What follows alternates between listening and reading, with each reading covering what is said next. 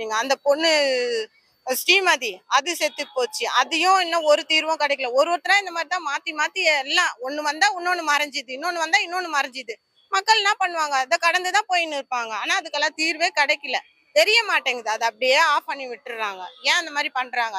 வெளியே எடுத்துன்னு வாங்க. இப்ப துபாய் அங்க இங்க எல்லாம் என்ன சொல்றாங்க? அப்படியே சுட்டுடுவேன், நடு ரோட்ல வச்சு சுடுவேன்றாங்கல்ல. இந்த மாதிரி கள்ளச்சாராயம் குடிக்கிறவங்க செய்யறவங்க எல்லாம் சுடுங்க.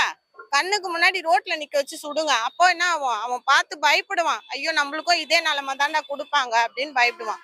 அதை செய்யுங்க. மக்கள் மத்தியில செய்யுங்க. குடிக்கிறவங்களையும் நிக்க வைங்க, செய்யறவன நிக்க வச்சு சுடுங்க. ஏன் செய்ய மாட்டேன்றீங்க? செய்யுங்கன்ற.